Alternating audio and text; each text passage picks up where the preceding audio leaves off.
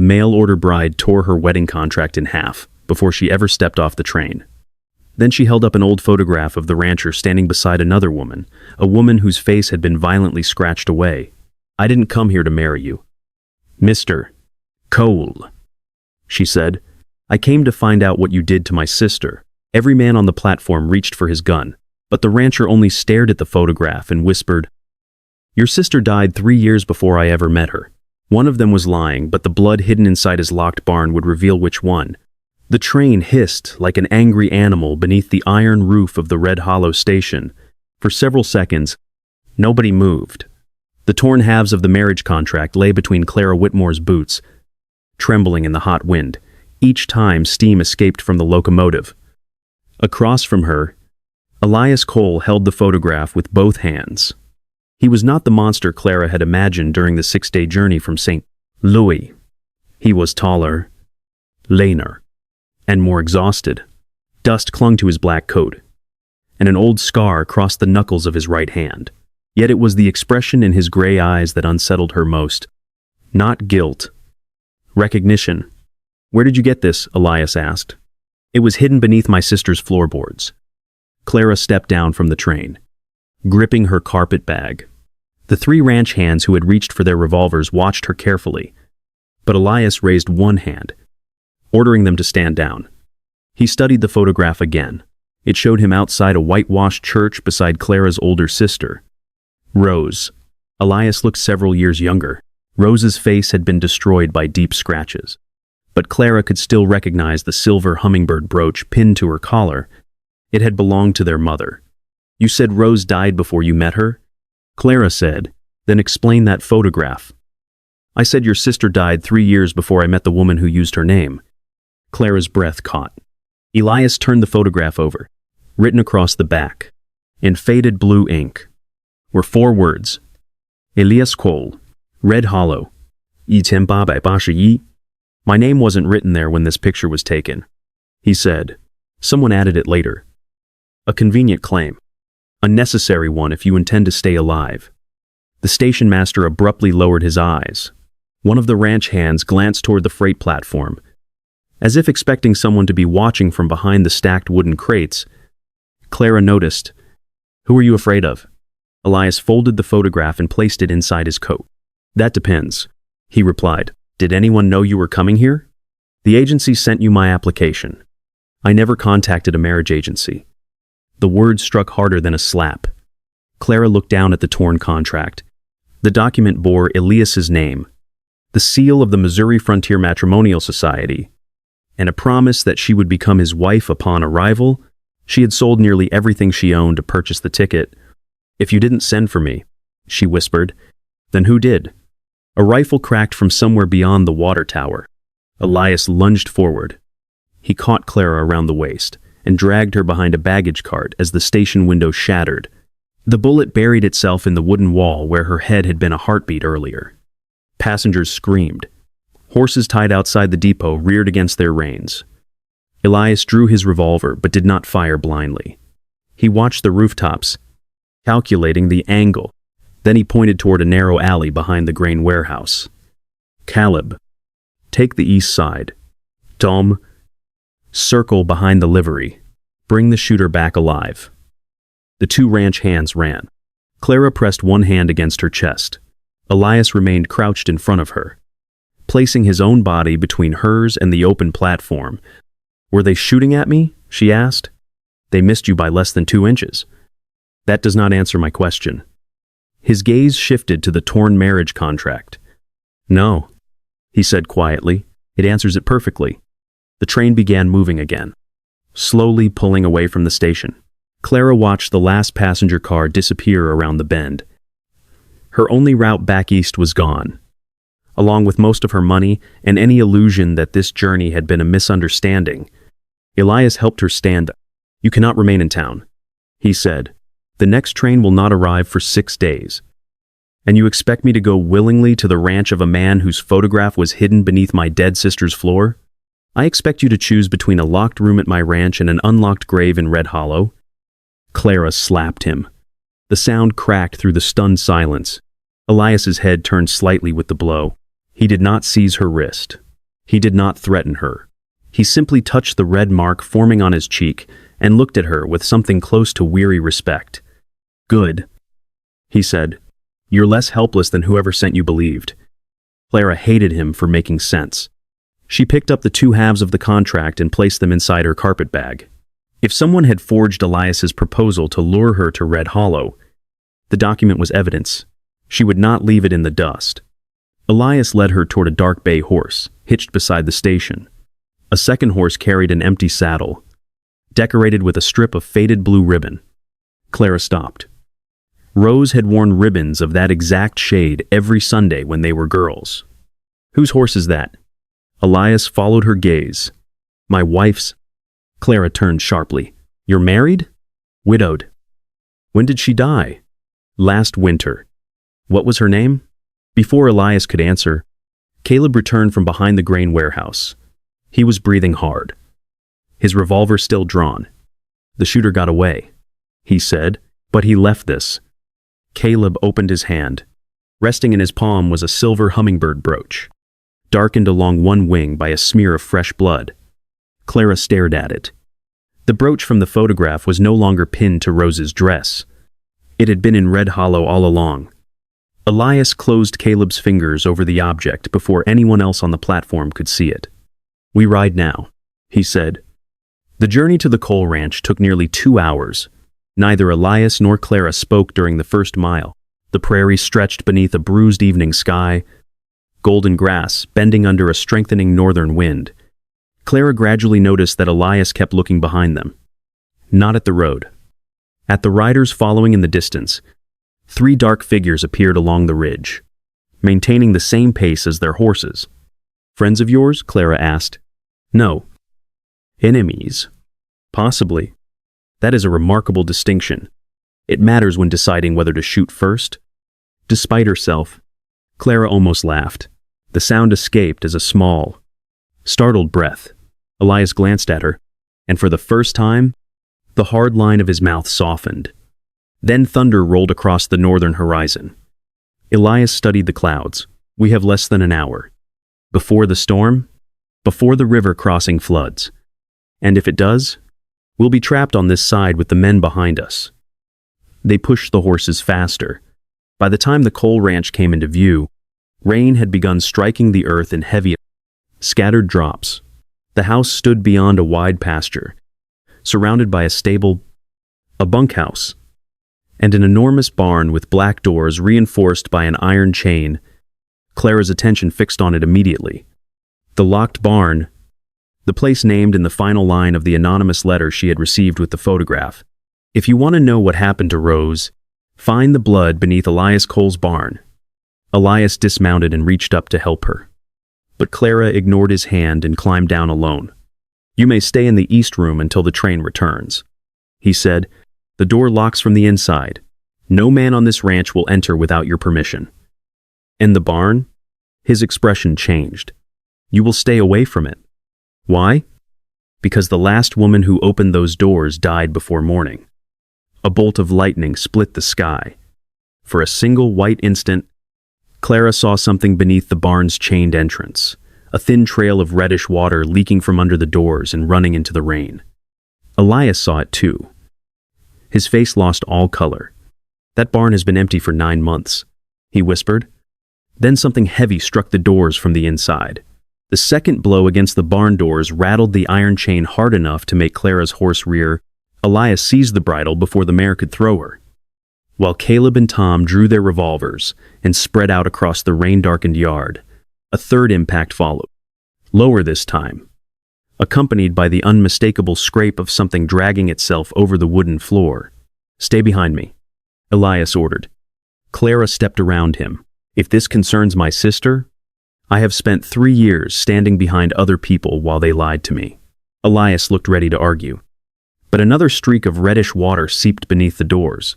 He crouched, touched 2 fingers to it, and lifted them to his nose. "Not blood," he said. "Red clay mixed with rainwater." "Then what struck the doors?" Clara asked. Caleb raised his lantern and pointed toward the narrow ventilation opening above the chain. Something moved behind it.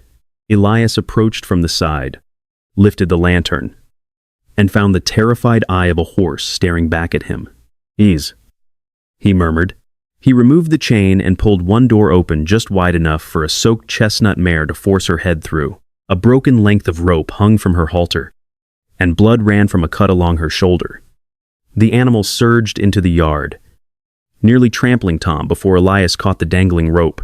"That's not one of ours," Caleb said. Clara noticed the saddle first. It was expensive, recently oiled, and stamped with a circular emblem showing a star above two crossed keys. She had seen that mark on the envelope containing her marriage contract. "The agency," she said. Elias turned. Clara opened her carpet bag beneath the porch roof and produced the rain-spotted envelope. The seal matched the saddle exactly. Elias's jaw tightened. "There is no Missouri Frontier Matrimonial Society," he said. "Not anymore. The state closed it 4 years ago after 3 women disappeared on their way west. Rose disappeared 3 years ago, which means someone kept using the name." The mare shuddered, breathing foam through her nostrils. Clara moved slowly toward her, speaking in a low voice. Their father had kept delivery horses behind his apothecary, and Rose had taught Clara that a frightened animal would often accept a quiet hand before it accepted a rope. Clara let the mare smell her fingers, then examined the wound. "This was not caused by the barn," she said. "The cut is narrow and deep. She brushed against barbed wire while running. The northern boundary has barbed wire," Tom said. "Someone came across coal land." Elias studied the muddy floor inside the barn. Hoofprints led from a loose plank at the rear wall to the doors. Alongside them ran a second set of impressions, human boots. One heel marked by a triangular iron repair. The intruder had led the mare inside, escaped through the rear opening, and left the animal to create noise while the storm erased his trail. "A distraction," Elias said. He turned toward the house. The front door stood open.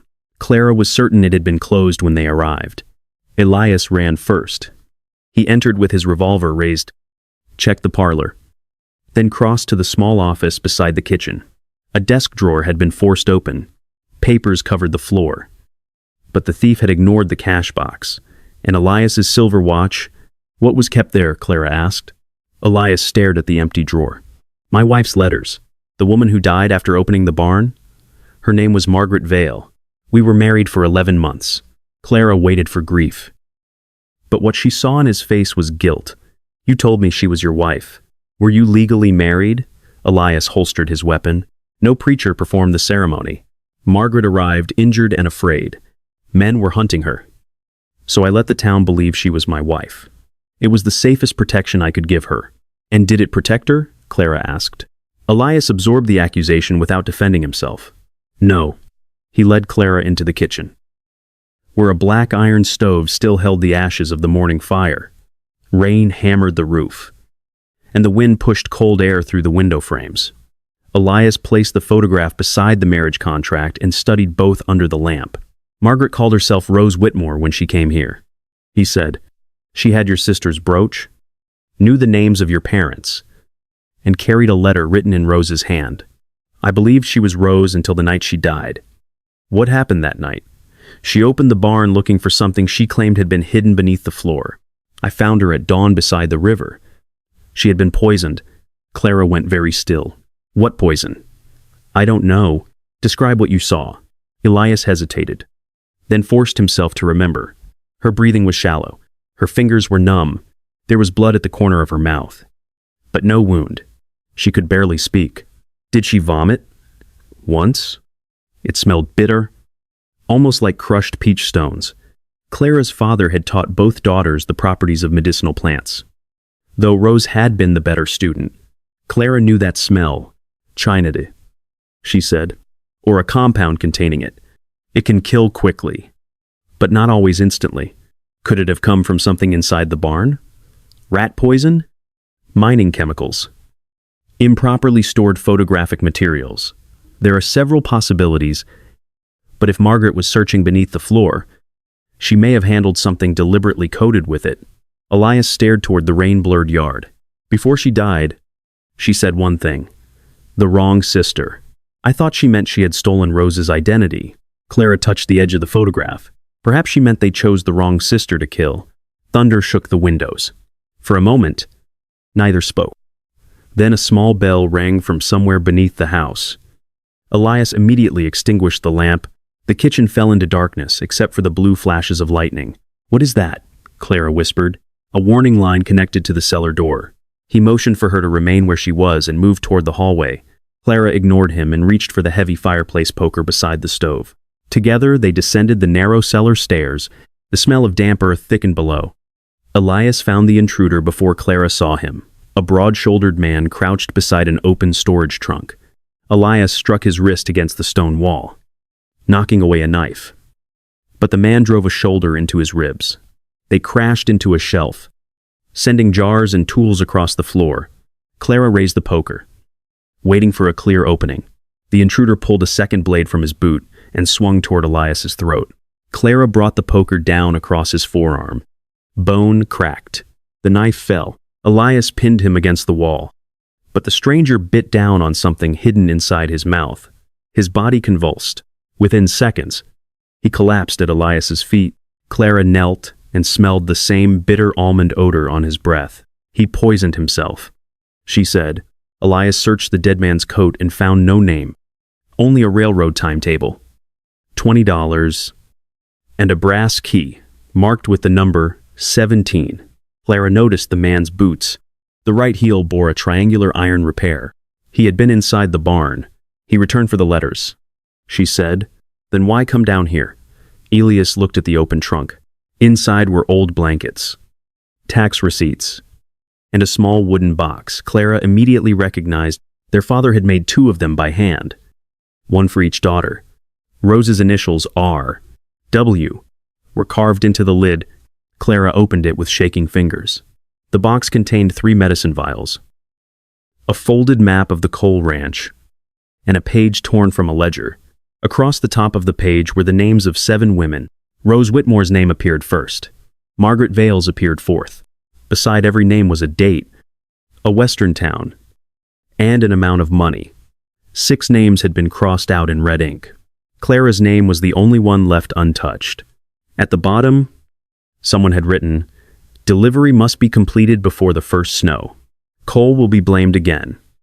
Elias read it twice.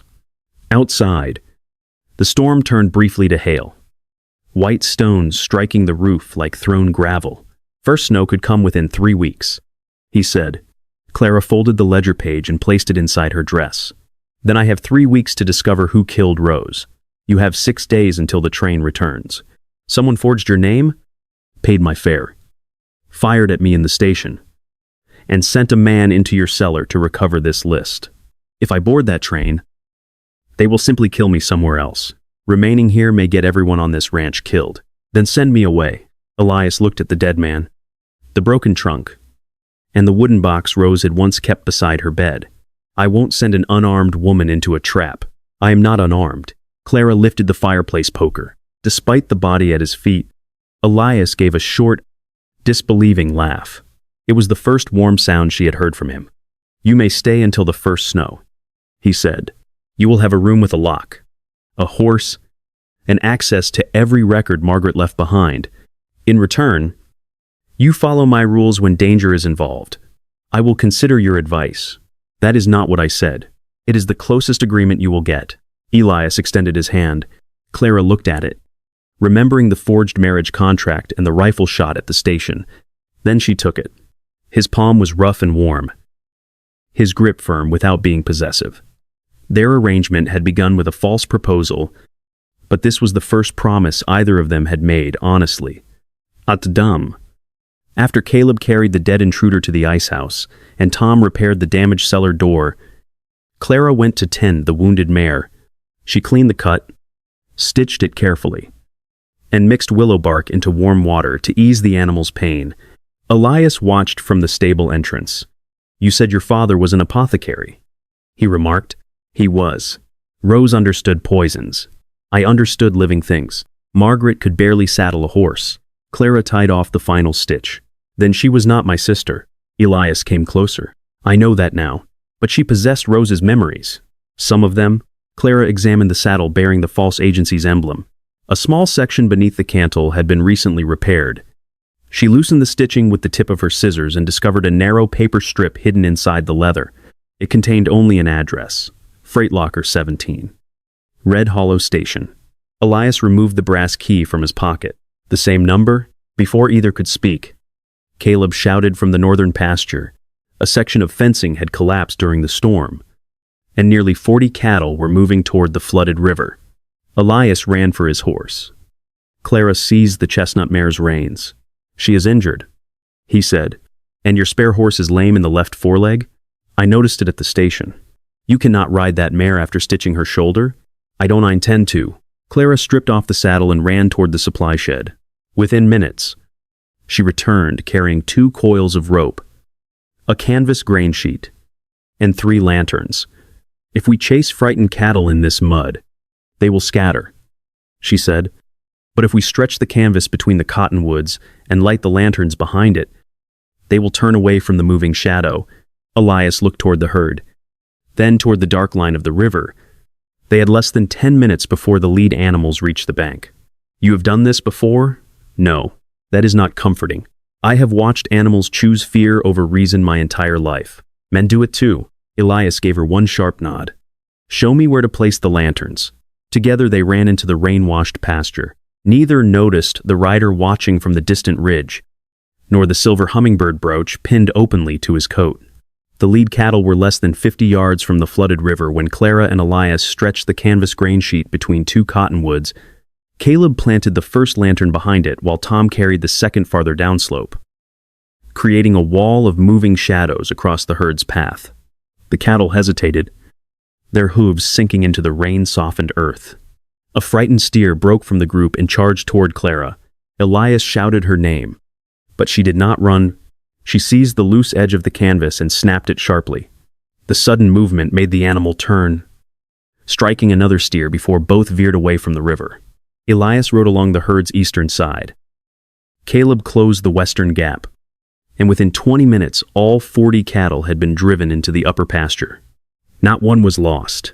When the last animal passed through the repaired gate, Elias dismounted and found Clara sitting in the mud, breathing hard with a torn sleeve and blood running from a shallow cut on her palm.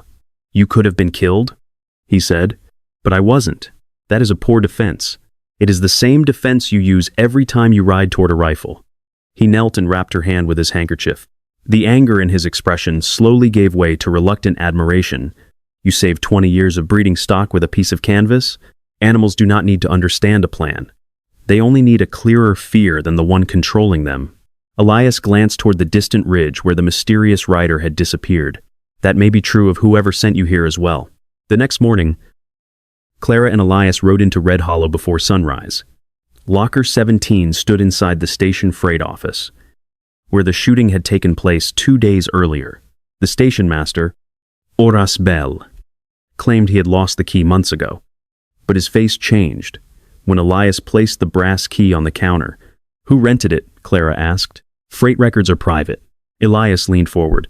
"Someone fired a rifle at a woman on your platform. Horace, if you protect him, I will assume you were paid to help." Horace looked toward the empty waiting room before unlocking the office. A man rented the locker under the name Samuel Pike. He paid for 12 months in advance. I never saw his face clearly. "Describe him," Clara said. "Tall, gray coat, walked with a cane. Injured? No. The cane never touched the ground unless someone was watching." Locker 17 contained no weapon and no money. Inside were 11 marriage agency applications, each accompanied by a railroad ticket, a photograph and a sheet listing the woman's relatives, education, and practical skills. Clara found her own application at the top. Someone had underlined the words "daughter of an apothecary" and written a single instruction beside them.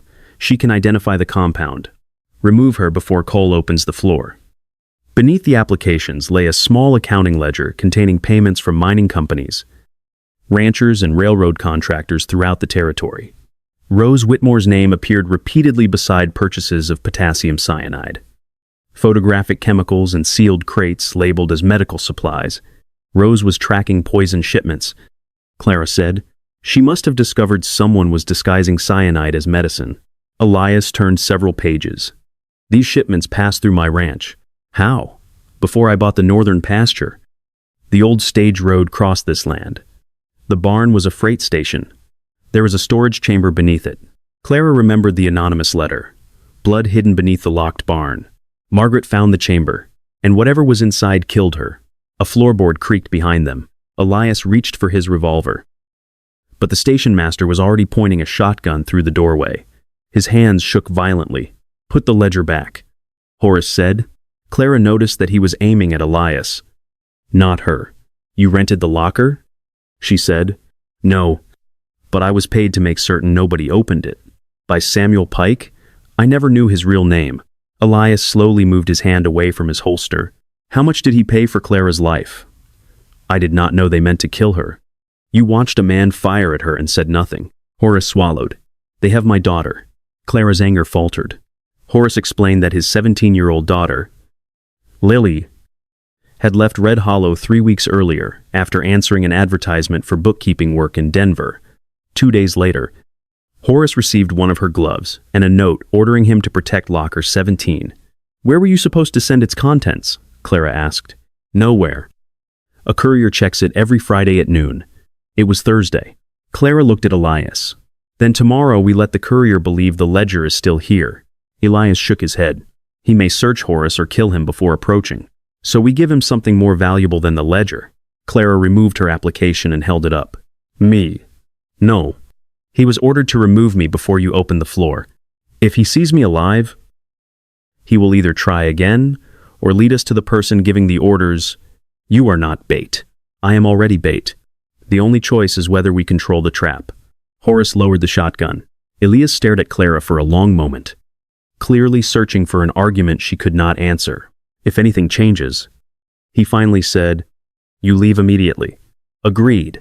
And this time, consider that an instruction." Clara almost smiled. They copied several ledger pages, then replaced the original inside the locker. Clara kept the page containing the 7 women's names, while Elias concealed the copies beneath the lining of his coat. Before leaving, Clara examined the applications again. 6 women had been selected because they possessed skills useful to the scheme: a telegraph operator, a nurse, a bookkeeper, a photographer, a pharmacist's widow, and Rose. The women had not been random victims. Each had discovered one fragment of the same operation. The false marriage agency had sent them west under new identities, then killed them, and blamed the isolated men waiting for brides. Rose, however, had never applied to the agency. She was investigating it. Clara said, "Someone else submitted an application in her name after she disappeared." "Margaret," Elias replied. "She took Rose's identity to continue the investigation." Clara found a faded telegram folded behind Rose's photograph. It had been sent to Margaret Vale 2 weeks before Rose's death. Evidence secured beneath Cole Freight Barn. "If I fail to return, trust no lawman carrying a silver star." Elias read the message twice. "Sheriff Rourke wears a silver star. So do 100 sheriffs. Only one of them owned the Cole Freight Barn before I did." Sheriff Amos Rourke had sold Elias the ranch 4 years earlier. Shortly after the marriage agency was officially closed, he had investigated Margaret's death, declared it accidental poisoning, and warned Elias never to disturb the barn floor. The man responsible for uncovering the truth had controlled every piece of evidence from the beginning. Clara folded the telegram. "We cannot know whether Rourke is the leader or another frightened servant. Tomorrow's courier may tell us." When they returned to the ranch, the front gate hung open. No cattle had escaped, but every ranch hand stood silently in the yard. Sheriff Rourke waited on the porch with 2 armed deputies. He was a broad man in his late 50s, dressed in a clean gray coat despite the mud.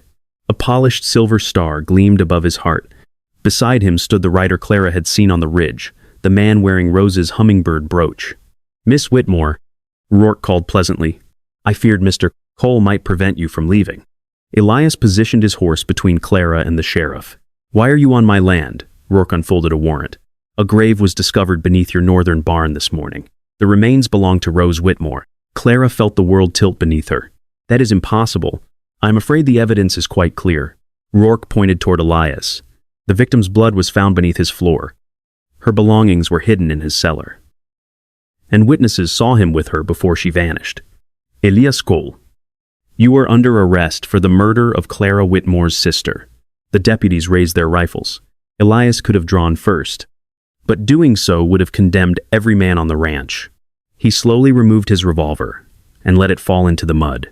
As the deputies closed iron shackles around his wrists, Rourke looked at Clara with the calm satisfaction of a man watching the final piece settle into place. Then he leaned close enough for only her to hear. Take tomorrow's train east. Miss Whitmore, your sister should have done the same. Clara looked down at his boots. The right heel had been repaired with a triangular piece of iron, the same mark left inside the locked barn. Clara waited until Sheriff Rourke's men had taken Elias toward town before showing Caleb the copied ledger pages hidden beneath her coat. Rourke wants us to believe Rose's grave appeared by accident, she said, but the intruder entered the barn before the storm. And Rourke arrived with a warrant before anyone reported finding a body. He already knew what was beneath that floor. Caleb wanted to gather the ranch hands and free Elias by force. But Clara refused. A gunfight would only confirm the sheriff's story. They needed evidence that could survive beyond Red Hollow. That night, Clara compared Rose's telegram with the ledger and discovered that every poison shipment had been recorded as medical freight, then transferred through the old storage chamber beneath the coal barn.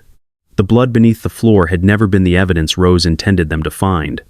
It was a warning left by someone who had recently moved her body there. At 11 the next morning, Clara returned alone to the station and stood beside locker 17. The original ledger remained inside. At noon, a man in a gray coat entered carrying a cane that barely touched the ground. He opened the locker, saw Clara's reflection in its metal door, and reached beneath his coat. Clara raised both hands. Rourke has Elias. If you kill me now, the copies go to the territorial marshal. The man froze. What do you want? Lily Bell? He studied her, then nodded toward an abandoned freight wagon beyond the station. Lily was bound inside, frightened but alive. While Horace freed his daughter, Clara followed the courier's gaze toward the jailhouse across the street. Sheriff Rourke stood behind an upstairs window, watching them. The courier had never been the leader. He was another disposable witness. A rifle fired from the jailhouse. The bullet struck the courier before he could escape. Clara and Horace dragged him behind the wagon. Blood spread across his gray coat as he pressed the brass locker key into Clara's palm. The barn, he gasped. Second support post.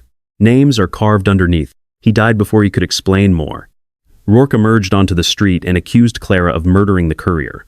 His deputies moved to arrest her, but Horace stepped between them and announced that he had witnessed the sheriff fire the shot. Townspeople gathered. For the first time, Rourke's authority wavered. Clara used the moment to run toward the jail, where Elias had already broken one hinge of his cell door using the iron bar from his cot. She unlocked the corridor with keys taken from a startled deputy. You were supposed to leave town? Elias said. You were supposed to avoid being arrested for killing my sister. Together they escaped through the rear stable and rode for the ranch while Rourke gathered the men still loyal to him. They reached the barn shortly before sunset.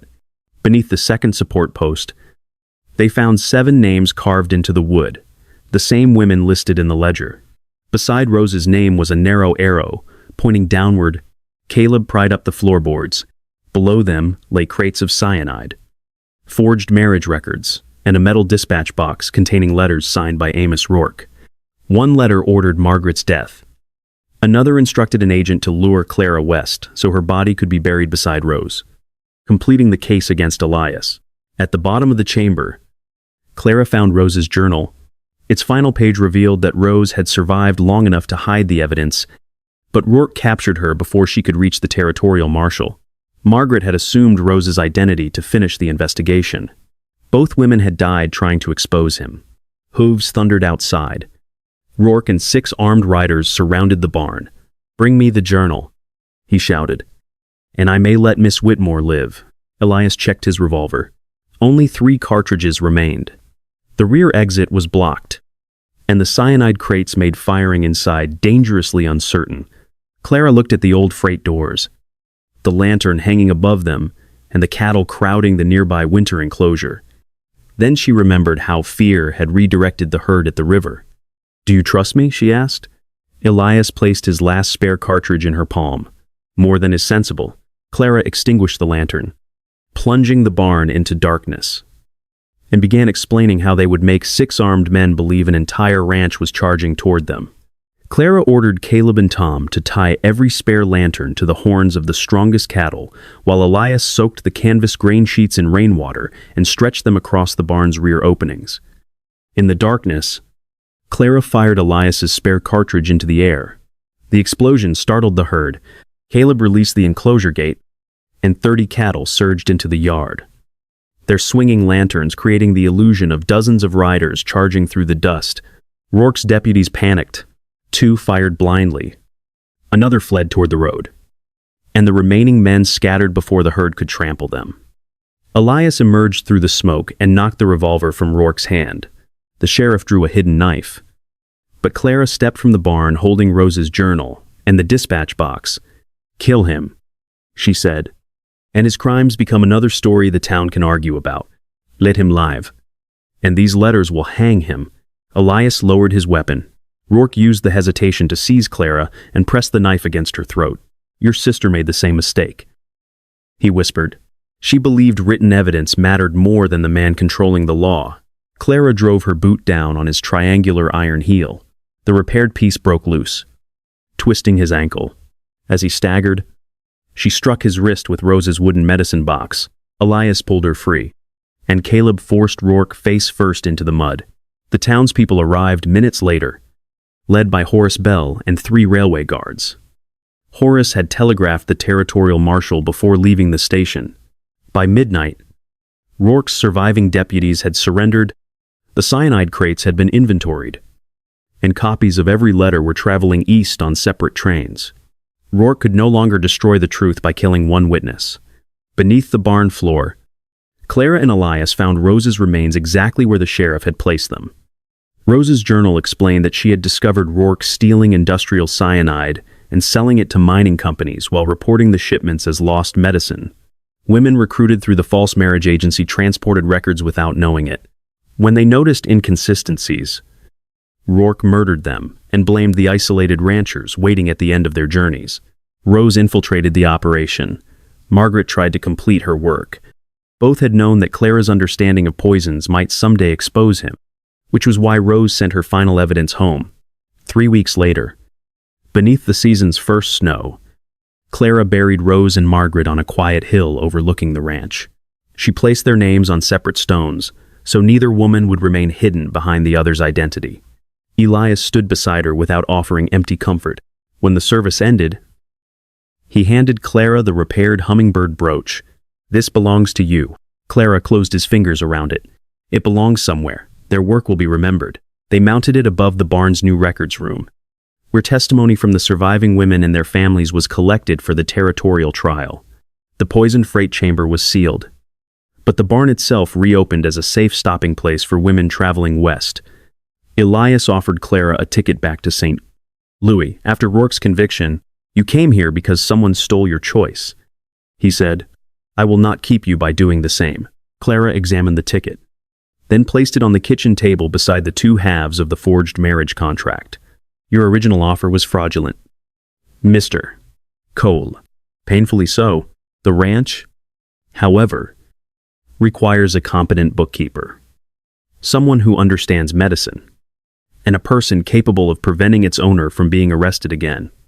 "That sounds expensive." "It will be." Elias smiled the same quiet, unexpected smile Clara had seen on the station platform, though now she understood it. He had not smiled because he possessed a secret. He had smiled because, even while accused of murder, he had recognized someone who would not surrender the truth merely because men told her to. "What terms do you propose?" he asked.